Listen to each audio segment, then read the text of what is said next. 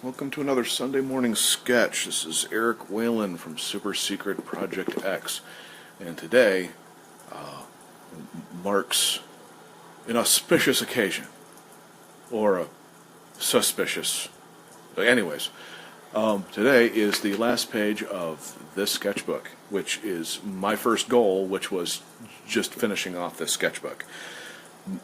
A good chunk of it was actually my stuff before I started the show, but wanted to see if I could at least get this project to the point where this one was finished off, and so we are on the last page.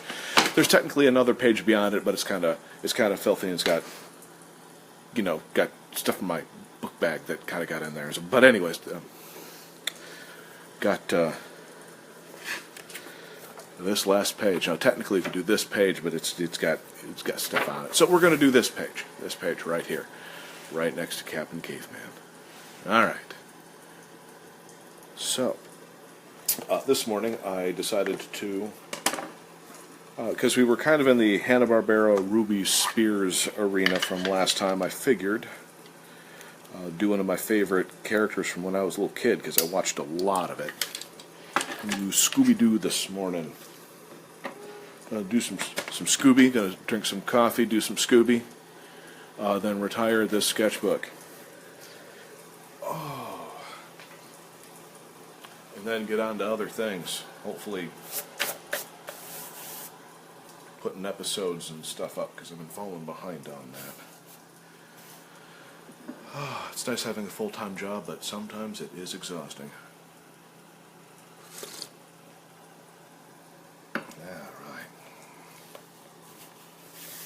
Oh, by the way, got a bunch of stuff taped in here, which is one of the reasons why I'm not doing this. Got one of these, and some people actually don't know what these are, which is actually fine. This is I believe it's just called a pencil cover, I believe. Anyways, they sold these in Japan. They probably still do. From what I understand, the desks there often had so much damage on them that kids would get their own pencil covers to cover the desk up so they could do their writing and homework and stuff. And I bought one years back because I just happened to like Urusei Yatsura.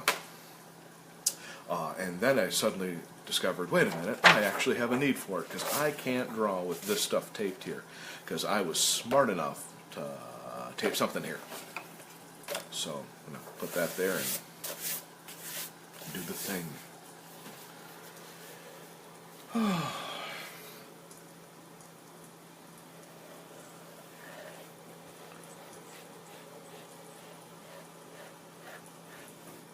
I think Scooby's an interesting show. It's not one that, at least the original, because I grew up on the original and I loved it. And I think in many ways it aged well. But in other ways it's like, some of the repetitious jokes. And I think it could have been a little wittier, but I liked what it was, especially when I was a kid. I thought that was just fun. Liked Scooby, I liked the voice actors, I liked the shtick of the show. Thought it was fun having basically teenagers, for no apparent reason, driving around the country,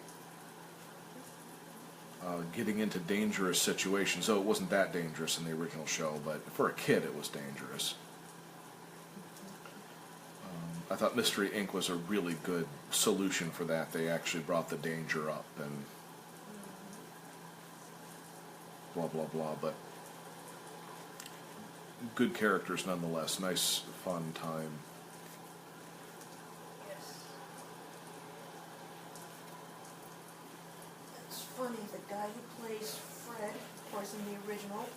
Well, yeah, he's been going for ever. He's been playing Fred ever since the inception, and he's 70-something years old, if I'm not mistaken. Frank Welker. Frank Welker, yeah. Who is also the voice of Scooby. Well, it was also the monkey in Raiders of the Lost Ark and all sorts of... I mean, the dude was just everywhere. Yeah, he still is. He is... I mean, everyone remembers Mel Blanc, which we should, because he was amazing, but then there's, Frank Welker, which is, for some reason, just isn't, remembered as much, but yet is almost as prolific, is just as amazing. Like the only person that can really do Fred's voice. I'm sure other people can do it, but he just does such a. He is Fred's voice. Yeah, he is. He's just, and he's like, you said 60 or 70 at this point? I would say he's in his 70s, if not in his late 60s. And he still sounds like the square-jawed Teenage hero yeah. guy, which is pretty awesome. That always impressed me. Let's look up and see how old he is. And just from a little I know of him, just sounds like he's just the nicest old dude. Yeah, a lot of the voice acting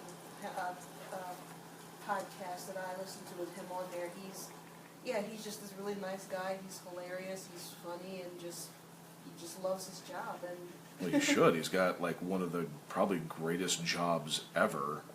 I mean, I know that voice actors work hard at it. I'm not ignorant, going like, "I wish I had their job. That's got to be easy." Well, it's not. They really have to work at their craft. actor. Yeah, they're actors. I mean, they have to take care of their voices, and they have to hunt down jobs, and there's all sorts of just tough stuff that they got to do. I mean, I get it, but on the same note, you're kind of immortalizing all these. You know, you're part of the process of immortalizing like iconic Yep. characters, and He is 71. 71. Yeah. He'll be And 72. he's still going. Yeah, he'll be 72 on March the 12th. If I'm getting this correctly.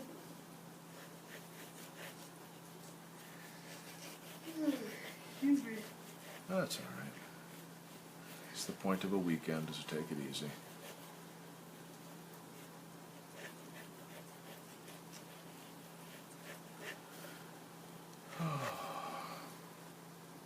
Yep, he's been active since 1967. And, He must have been pretty young. oh, 67, 46, 66, he was 21. So, not too Yeah, good bad. for him. Let's see.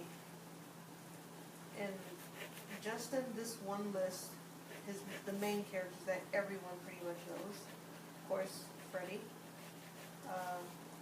And he started doing Scooby-Doo in 2002, so he's been Fred and Scooby since that time. He's Jabberjaw. Transformers, he was Megatron and Galvatron. Was he really? Yes. Oh, that one I didn't know.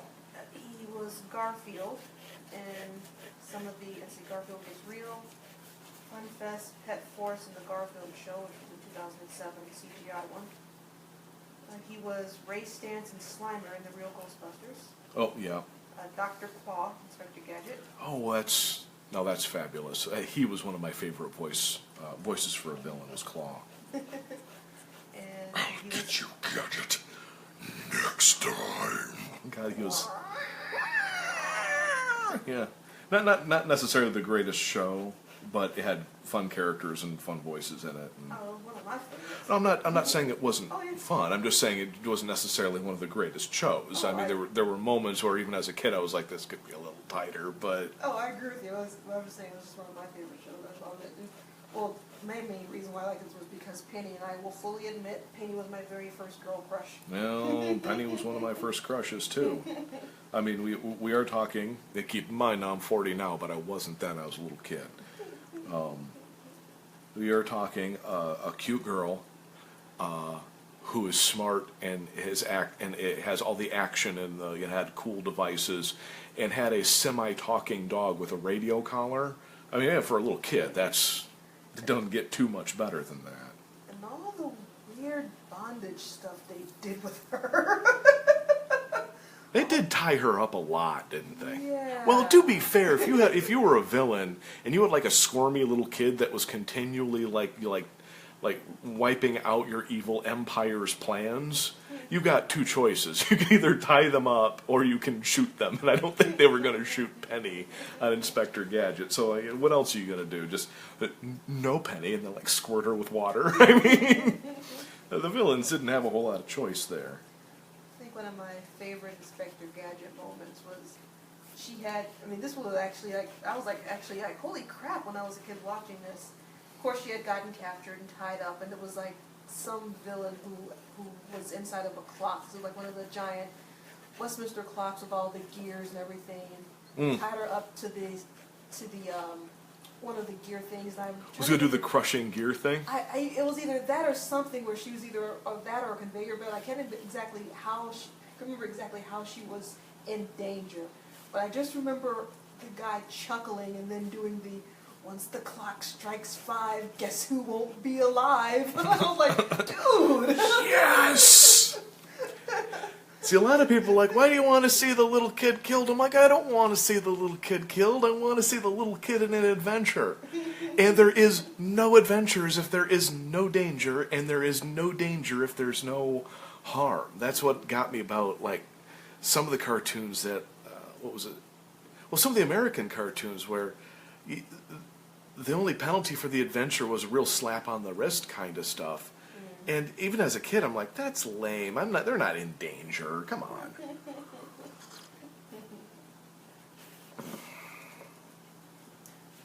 Frank Walker in 2016 received an Emmy Award for his lifetime achievements. Good for him. Yeah, great.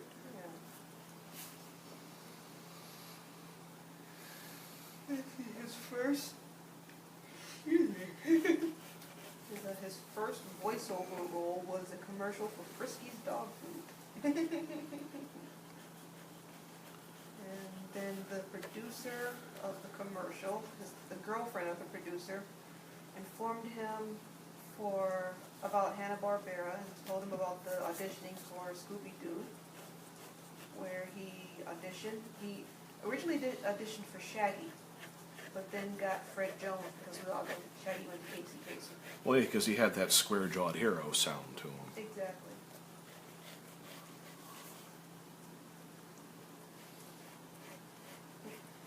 Frank Welker has voiced Fred in every series and incarnation of the Scooby-Doo animated franchise, except with the exception, wow, mouth, of course, the 80s pup named Scooby-Doo, which of course they were all little kids on that one. Yeah. When I was a kid, and I was the generation that was supposed to like that, I ended up watching it. I remember like little moments that were okay, but that was just one of the ones where you were like, man, this makes Scrappy-Doo look good. And Scrappy sucks. I liked a good chunk of it. There were some of them where I got a little bored with it, but I liked a good portion of the show. Well, it was that whole entire, was like an hour and a half, because it was a pup named Scooby-Doo, Yo-Yogi, and Flintstone Kids. It was so. Those were dark days. And I remember watching it because of the one promotion they tried where you had the 3D glasses in the cereal box. And when the show came on, they had special episodes where I think it was mainly Yo-Yogi. Yeah, it was Yo-Yogi. When he would spin his head around, that was your sign to put your 3D glasses on. And you put them on, and it would go to like 3D animation, but not 3D animation, but it went to 3D special effects. That like blue, red and thing? Blue, yeah. For about probably a minute or minute and a half of animation. it was a gimmick, and it was a fun gimmick, but it was okay. To me, it didn't suck all that bad, but it was one of those ones where I watched it because it was on, and Pup Named Scooby-Doo had fun songs, which for me was always a bonus. If it was a funny show, even if it was an okay show, but had fun music and fun songs, you got me. And for me, that was what Scooby-Doo was, what Pup Named Scooby-Doo was. Well, and I can understand that, but I wasn't a musical kid. Yep. I was a story, adventure, and character kid. Yes. And, the only joke I remember on there that I thought was funny was the character that Fred Jones was up against, which was Red Herring, which was clearly he was the guy that always showed up going like, I'm doing something, and Fred think it was him, and it was never him. And it was a cute gag, but to me that was kind of it. It was like, oh wow, this makes Ninja Turtles look complex, and there's nothing as Ninja Turtles. It was what it was. But yeah, there was a number of shows where there was a reason why I went to anime for so many years. And I still like anime a lot, but American animation was just basically, it gave its finger to the American culture, being like, we don't give a crap anymore. Which was awful because I love cartoons. I'm going like, I kind of went from the cartoons that was like a lot of adventure and maybe not perfect, but good shows. And then we just got like, I don't know, like a lot of dumb shows, just like they just didn't even care. Well, that was also the beginning of the time period during the making cartoons for kids, making them more educational. Animation is for children and not for all ages or not for family entertainment. It was literally That's where we went cartoons wrong. are for kids. That was pretty much the beginning of that area. I know in the early to mid 80s we had a lot of shows that were made for toys and all, but And I'm okay with that. yeah, you but know. like during the mid to late 80s we started getting the cartoons are for kids, and then once that started happening in the late to early 90s, the cartoons are for kids started turning into the we need educational cartoons because cartoons are for kids. BS, thanks to the whole what was that, Tipper Gore and Nancy Reagan. I thought it was the Turner, Ted Turner stepping in. And That came in a little later. was that a little later? Yeah, Okay. a lot of the cartoon and anti-drug stuff started kind of holding hands around that time period. Because if you remember, the Flintstone Kids special, Say No to Drugs special, that starred Michael Jack Stone. Okay, you know what? I think a lot of that I just blocked out. I actually liked that one. It was pretty funny. It was, if I'm not mistaken, I think it was the last role of the one girl who was the daughter in European Vacation, and she had that really like scratchy, fun voice. Okay, the one with the curly hair. Yeah. Yeah. Okay. She did a lot of voice acting also. And if I'm not mistaken, I think that was the last role she was like Dana something, not mistaken. But that was one of the last roles she did before she passed away. So she died young also. But yeah, her character was named Stony, and he was the drug kid. Well, it's actually funny. I'm not against education in cartoons. I'm not against basically toy commercials as cartoons. I'm not against them doing a let's get everyone together and do an anti-drug message. I'm not against specifically that stuff. If you have a good story, good characters, good action, whatever, then you want to make a point or you want to teach a tale, okay, that's fine. Because I remember it was like Cartoon All-Stars or whatever, and they brought a whole bunch of cartoons together. It was actually kind of cool, and I'm good with that. That's fine. You want to do that stuff? I'm not going to punish you. That's kind of a little flavor of kind of cornball Americana, which is actually kind of fun. As long as you don't treat me like I'm an idiot. There's a good story there. Don't be patronizing. You want to teach stuff? Fine, teach stuff. I mean, shoot, there's moments in JoJo's Bizarre Adventures that I learned about Scottish history. My favorite during the Stardust Crusaders storyline where they would go through and they're traveling through the Middle East and Egypt and stuff. I swear to God, there's moments where they actually stop, do shots of the city, and like a National Geographic special tell you about it. And I just sat there for a second. I'm like, this is actually reminiscent of just sort of that cheesy educational stuff. And then the next minute they're fighting a hot Middle Eastern chick that turns men into magnets. And then the educational part is over, and you're into the adventure and the action and the characters and stuff. That was always like, to me, I'm like, you want to do that stuff? Fine, do that stuff. I don't have an issue with you doing that stuff. Just don't treat me and your audience like we're stupid. That was the thing that, even as a kid, and I keep saying it, I wasn't a smart kid. Even as a kid, I was sitting there going like, man, I'm not very bright, and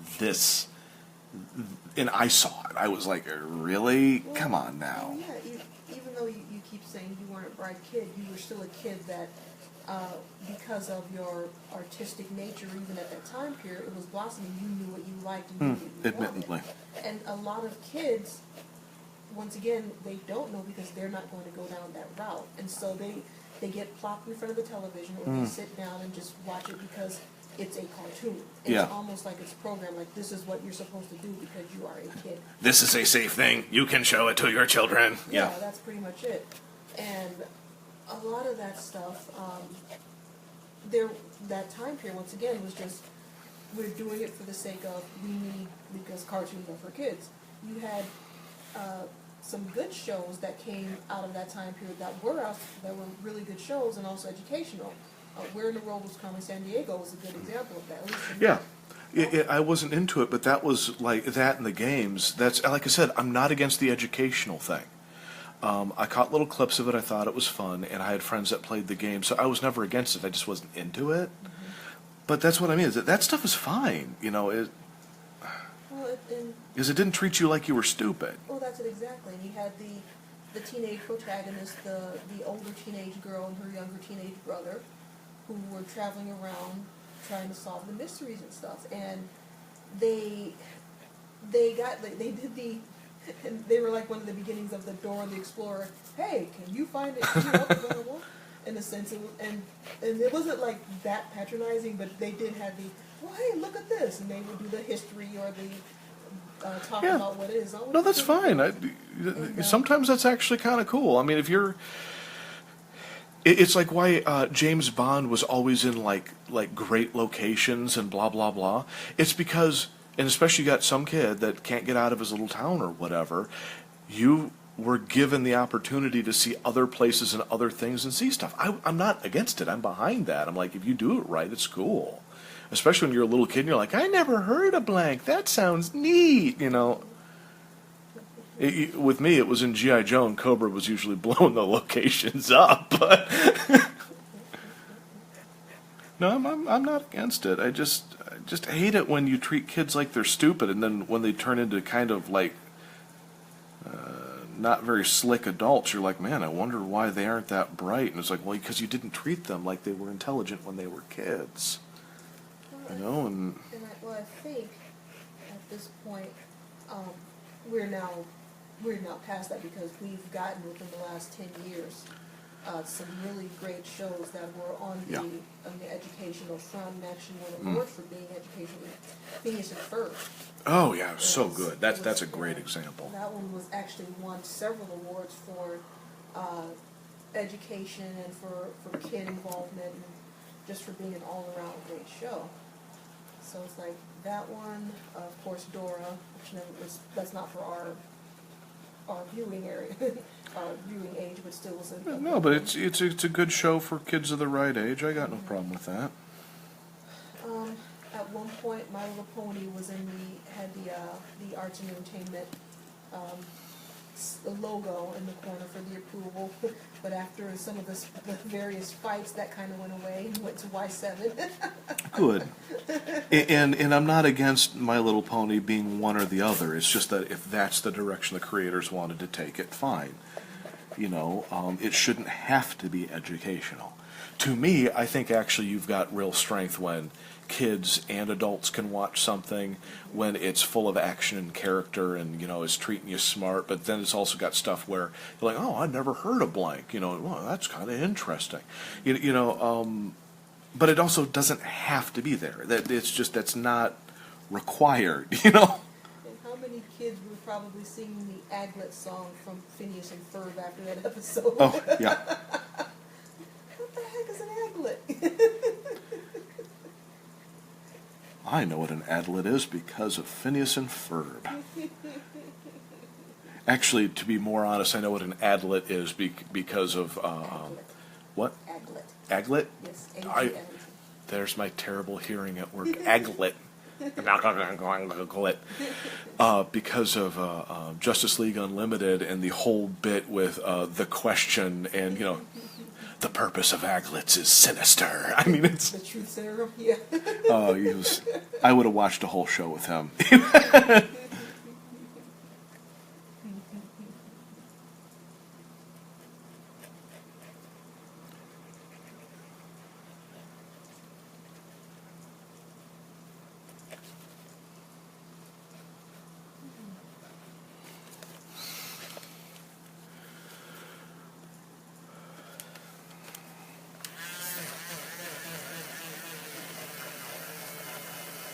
Speaking of Phineas and Ferb, I'm following Dan Poldermeyer on Twitter.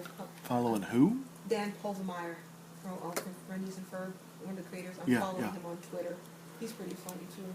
Good. I still want to see his, well, it's not so new anymore, his new show. It's Milo Murphy's Law. Heard it's pretty fun. And it has Weird Al doing the opening theme song, so that scores points right there with me. Well, it's funny. It's I was kind of just generally aware. He was the one that was on Family Guy, right? Who, Povelmeyer? Yeah. It was one of the two, or it was both.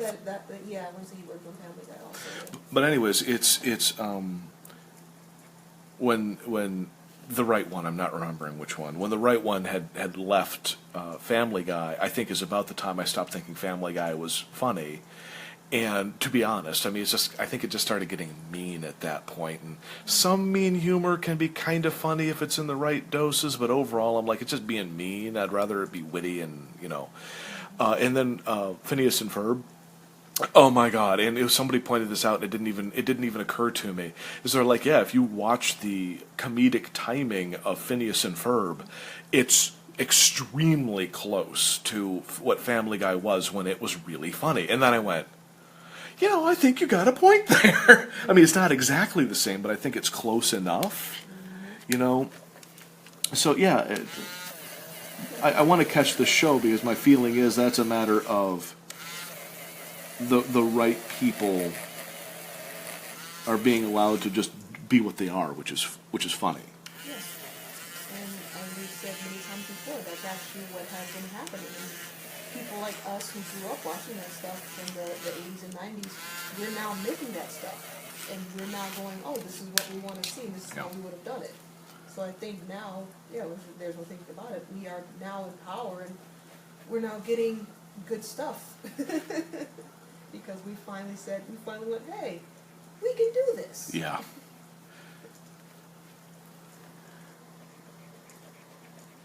I'm actually kind of wondering, like, and we've seen it on a couple shows, Scooby-Doo with Mystery Inc. and all that, but I would kind of like to see, and we screwed it up bad in the 90s. There was a bunch of stuff where they tried to reapproach stuff like, oh man, that 90s Johnny Quest series was just freaking awful. Talk about having no concept of what Johnny Quest is. But with like Mystery Inc., they understood Scooby-Doo, and they just super expanded on it, which is basically it was Scooby-Doo, but it was Scooby-Doo where they didn't treat you like you were 4 years old. So I'm kind of wanting to see that with other stuff. And they did a good job with G.I. Joe Resolute. I thought they did a good job with that. So I'm kind of really liking when they go back and not just going back and doing it. That's irrelevant. Going back and doing it well. Thundercats? Thundercats is another good one. I would love to see them do He-Man. She-Ra especially She-Ra. She-Ra would be amazing. We're getting a new She-Ra. Oh, that's right. What was it, Netflix? Yep, the original Netflix should be coming later on this year, if I'm not mistaken. Right on. Either later this year or early next year. I want to say later this year. Voltron. And Voltron isn't perfect, but it's good enough where they're kind of doing their thing with it, and I'm having fun. There's moments where I'm like, that could have been a little better, but overall, I would say that it's worth a watch. It's fun. It's definitely not the original show, without a doubt. I mean, the original show, to be honest, was kind of cool in some ways, but really wasn't amazingly great. Sorry, guys, that like Go Lion, but I never watched the original show. One, because it didn't really play in my area, and two, when it did come out, I wasn't really a big mecha fan, so it didn't really catch my attention. And three, when I did watch it, I just could not stand Pidge's voice. Oh, Pidge was bad. Yeah, Pidge was awful. I'm actually listening to, there's a podcast that's been going since 2013. I just found out about it, and it's still going now. That actually talks about Voltron and the history and all the toys and producers, and of course all the cartoons from the original iteration all the way up to now. And so far it's been interesting. I downloaded the first episode and the latest episode just to get a broad spectrum of what it is, and I'm guessing that they've improved since the first one. The first one was a little dry and bland. Well, it takes a little while sometimes. Oh, exactly. That's why I'm like, okay, I'm going to download a couple more and listen to them. But even though it was a little dry, it was still a good solid telling about the history and some of the toys that were coming out. Is at that time period, 2013, they were talking about the comics that were planned, which I remember because that's when I was working at the shop, and I remember when the comics actually came out, Lion Force comics, and they were pretty decent.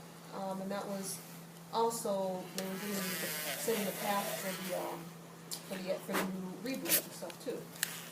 So yeah, overall it's pretty interesting. I'll listen to a few more and hopefully it will get better. But yeah, the original show just didn't get me, which was funny because even though I wasn't really a mecha person, there was a show called Saber Rider and the Star Shares, the American version. The Japanese version was called I want to say Bismarck or something like that.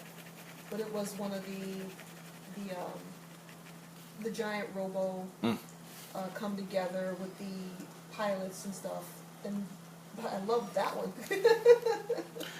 Well, see, to me, it's almost never about the genre. I mean, there's genres that I like, but it's almost never about the genre. And I kind of I'm sure people are sick of hearing it, but it's characters and story. And if it's about action, then it's about the action. If it's about comedy, then it's about the comedy. It doesn't have to have action. It doesn't have to have comedy. It doesn't, like in the case of slasher stuff, if it's slasher, it should have gore, but if it's not slasher, then it doesn't. These things, you don't have to have things, with the exception of character and story. And if it's got really good characters and really good story, you're kind of set. And I've worked with people and talked with people. Some people just don't seem to get that. They're like, "Oh, it's about how cool the big robot is." I'm like, "No, don't get me wrong. I like big cool robots." But if there's no character or story there, then it's just a big robot, and that's all it is, And there's a saying I just remember, like, for years I've been saying and stuff like that. It's like a good story knows no demographic. Or Yeah. The story has no demographic. Yeah, that's it exactly. Move that out a little bit.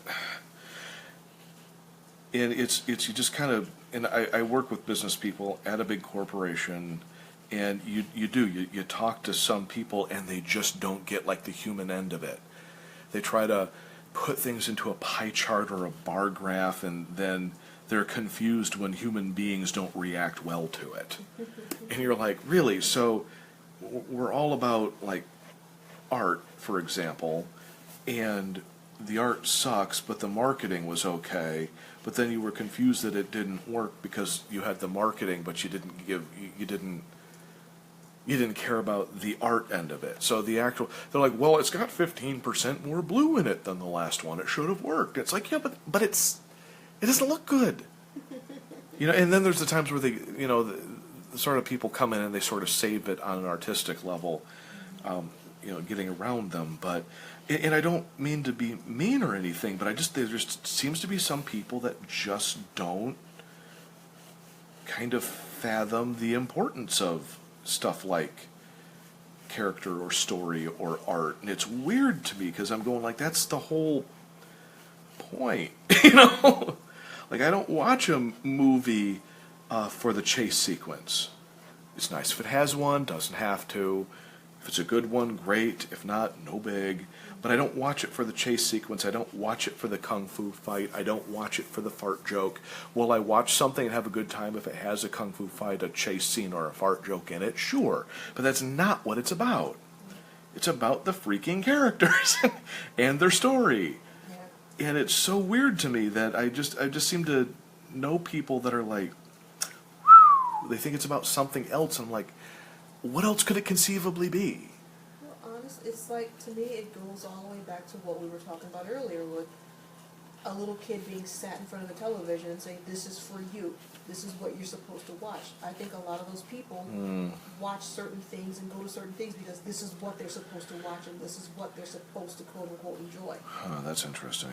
Yeah, that might be it.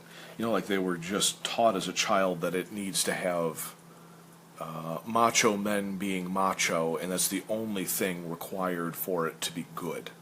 And so therefore all the BS 70s and 80s Macho Man, not the wrestler, though he's probably in there, Macho Man movies, where, guys have big mustaches and they're sweating and they're growly and they drink beer and smoke and they punch people because they think they might be gay. And sounds like I'm making like a silly stereotype up, but I remember these movies where you're like, really? I mean, I remember movies where the hero was just a horribly bigoty, racist, ugly, awful person. And then as an adult, I realized, wait a minute, this was supposed to be the hero that people liked. And as a kid, I'm like, this guy's a jerk. Like, as an adult, I'm like, this guy's a jerk. And I'm like, wait a minute, he's fighting the villains. This is the hero that people wanted. They wanted some bigoty, angry guy that drank himself stupid and smoked too much and was filled with all this stupid macho BS. And maybe that's it, where people just get in their head that has to have that one thing. It's got to be, because I know people that went, that was a great movie, and I was like, well, the plot wasn't very good and the characters were awful, but okay, it was a great movie. Maybe that's it, because those movies always kind of confuse me. I mean, I got them on the grindhouse level, where you're like, this is a big dumb action, over stylized, blah blah blah. I mean, I'm okay with that, but I always quite often went, I just didn't care for the character. Like Black Samurai, awful movie, and I think a great way, but you get to the end, and the main villain he fights is this big, muscly, effeminate gay man. And the hero's just sitting there just really, I mean, really insultingly degrading this guy.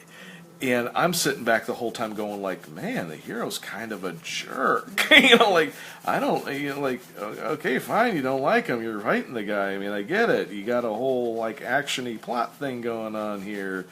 You're supposed to defeat this guy. I'm not stupid, but they so clearly went, okay, put him in a lavender floral shirt. I think he had like a seashell necklace or something, where it was like this weird kind of like, I don't know any gay people like that. You're like, was that the one where I got? You were angry. Yeah, because I just got so mad at the character. You were so angry at that movie. Then you were so angry at me for showing it to you. I felt bad. I thought it was fun. It's dumb, but I thought it was a fun movie. It's one of those movies where the stuff that happens in it is so ridiculous and so inexplicable and weird. At one point in time, Black Samurai is fighting a cowboy dwarf who's jumping around in tree limbs, attacking him, I believe, with a lasso. And then he wins by catching the lasso and yanking the dwarf out of the trees, and he falls to his death on the ground. And I'm like, that was not only not heroic, it was just like the most, like, this is the hero? Like, you're like, this is horrible. Yeah, I just remember watching that, and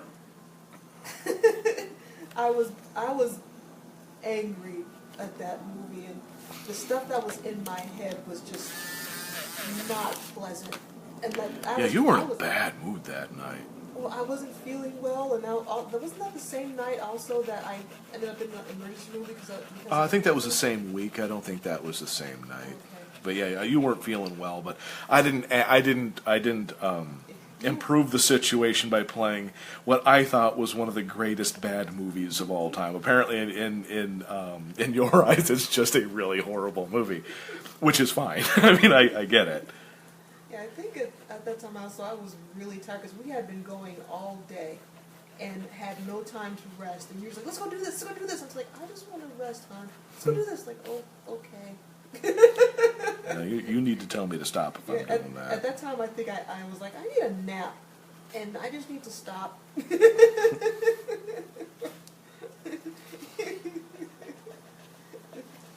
anyway, yeah, that was, yeah.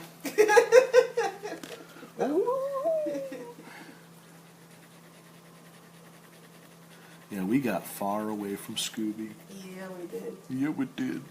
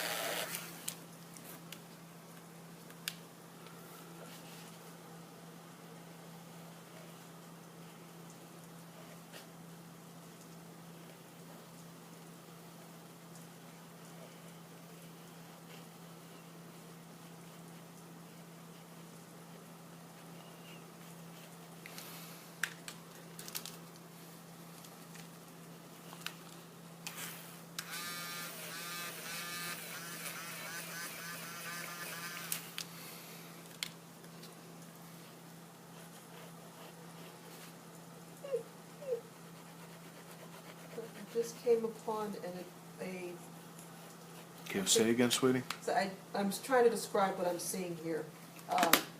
Those Facebook posts that have the T-shirt things, which are usually the cheap knockoff T-shirts. They steal other people's art, yada yada. The one that just popped up here is called "We Love Our National Parks," and it's of course stealing other people's artwork as usual. But this one that just made me chuckle is Smokey the Bear giving the Black Power fist, which is on fire, saying "resist."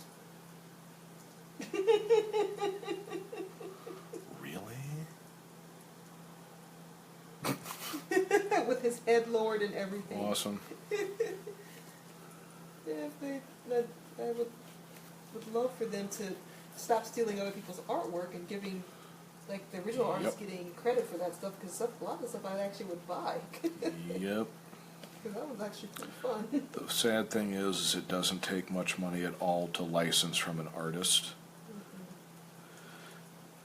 And a lot of artists, because they're getting no money, would be more than happy to get a base payment or a royalty or whatever. None of this work for exposure or experience bull. It'd be like, hey, look, it sometimes isn't much. It's like sometimes it's a really tiny percentage of a royalty, which is, honestly, you can't sacrifice 5% of your profits so the artist gets paid and it's all legal. Or you can't give them $40. In some cases, the licensing on artwork isn't much at all. A lot of those things that pop up, they're international, a lot of Chinese bootlegs, and so the stuff that they do, the people don't even get the shirts. They literally will go, okay, take your order, and then take your money. And they also have your credit card information. The shirts that might get printed out are usually cheap, they fall apart, or there's like really horrible print quality. So yeah, it's jacked up no matter what. So that's why I hate whenever those types of ads pop up, I report them. Facebook won't do jack squat about it because Facebook is jack squat, unfortunately. Well, sometimes legally their hands are tied on the international level. But you're right. They're a lead. They're a social leader on the planet. They're a big freaking platform for advertising and products and stuff. They need to start taking more responsibility. That's it exactly. It's like Facebook is a multi-billion-dollar platform, and they allow these advertisements on their platform. They can stop them. What was like the whole kind of political stuff that was going on? They're like, well, we didn't know. I'm like, are you guys paying any attention at all? Do you really think that Facebook is about liking cat photos? I mean, I'm sorry, nobody. Nobody believes that, and I don't think anybody at Facebook believed that. And this is on Facebook. It's like when you got a platform that big, you have to take some responsibility for what's on it. I'm not saying that they should take responsibility for everything because they can't, but to think that they have no responsibility is weird. I just don't understand who in the world their watchdog team either needs to be completely revamped or something, because I don't understand how they can ban a person and take away their account for having a picture of their little baby, like they're in the bathtub showing their butt because it's a baby picture with the butt out. That's happened? Yeah. Really? But on the same note, keep up people's Facebook accounts who are nothing, they're fake accounts that are made for doing nothing but trolling, bullying people, hurting, like putting up bad information, threatening people with death threats, and yet these accounts still stay up, and yet I've seen other people's accounts get banned. There's people I know personally who, I was like, where the heck did they go? They come back, oh yeah, Facebook banned me for 3 days because I showed a picture of something and somebody flagged it as nudity. It's like, so they'll do that and then won't ban people who put literal Nazi stuff up, who put literal racist stuff up. Well, death threats. There's listening to a radio lab about some of the stuff that Facebook has done, and they weren't apologizing for it, but there was a bit more of an interesting explanation, being that they don't have enough people, period, to handle I think they said something to the effect of, it was either every day or every month, more images are created and put onto Facebook than in all of human history combined. And so there's just no way of handling this flow of information. So they have all these automated systems. And the automated systems, I think they're still working on, because to be fair, that is a massive amount of info. And I'm not saying that as a get out of jail free card. That's why I'm like, they need to be working on their stuff, because they need to be taking some responsibility for this. But we can't expect them just to get it perfect. It's just, there's too much. And they actually said that they were trying, because a lot of the no Facebook, doubt. well, a lot of the Facebook Live stuff that had been popping up that had been showing people dying. Oh yeah, that's a Yeah. problem. Yeah, no. They were, once all of that started really coming through, they've been trying to work on a lot of that stuff to have people police it a little bit better, to have, like, when stuff starts going south like that, to either have a So 28th today? 28th, yes. Yep. 1/28/18. But yeah, they said that they were trying. I'm not sure exactly how much. So personally, I'm annoyed with all the ads that are popping up on Facebook. Even once again, they are a multi-billion-dollar platform, and why am I seeing ad for a product I don't even care about? Well, like I said, they've got a lot of automated systems going on there. Okay, that is one Scooby-Doo, and that is one end of a sketchbook. Not a complete sketchbook. Hopefully the next end to a sketchbook will be an entire sketchbook just for Sunday morning sketch. But considering I've gone through, wow, shoot, how much of this? A lot. Quite a bit. Quite a bit. Yeah, well, we can go through some of it and see. I don't know if all of these made it on there, but let's see. We did Cue the flashback music. yeah, flashback music. Right. It's a clip show. It's a no. See, we did Garnet, and I did a doodle, and that's a one I did because I was working on something from one of my books, but it was on one of the sketch videos. When I did one of my Serptillions, we did Pearl, Popeye, Grunkle Stan, Mr. Incredible, the Ice King. Whoa, actually, let's just pull that out all the way. Okay, yeah, we did Toothless and Lum, and just one of my Devil Girl doodles, and Mabel. Weinard Punch. I'm fairly certain we said something where that made sense. I don't remember what it is. Doofenshmirtz and Draken together. I should make like a mad scientist Mount Rushmore. That would be kind of great. Let's see. Rick from Rick and Morty, Ixer 1, Radigan. From Rock and Roll, Angel from Rock and Roll. Of course, one of my all-time favorite bad guys, the Monarch. Doro, I believe, from the Herculoids. Leela from Futurama. Kay from the Dirty Pair. Brock Sampson from the Venture Brothers. Eddie Riggs. Grandpa Tennyson. Aco and Biko from Project Aco. Castle Grayskull. I still think this one turned out. I think I need to maybe do more castles. I thought this was kind of fun. Polnara from JoJo's. Wow, my brain just emptied out. Kim Possible from Kim Possible. It's that smile. She just destroyed my mind. Captain Caveman and Scooby-Dooby-Dooby-Dooby-Doo. And then after that is just literally stuff at the back here. But that is one of these dudes. It's one of those dudes. This dude done. That's a done dude. I was going to scan that Captain Caveman picture. I actually want to color that, an ink and color it. So I'm going to scan that. I am not against that. That's a done dude. It's finished, dude. Oh, dude. That's a done sketchbook. Right there. Okay. You're going to gonna eat that sketchbook, dude? You're gonna eat that sketchbook, dude? It's high in fiber. You think I was gonna eat that? Oh, who's kidding? I totally was gonna eat that. Yes. All right. Well, everyone, have a good week. I will catch you later. Next week we'll have a fresh sketchbook, and I'll draw something. I'm not sure what right now. Anyways, have a good one.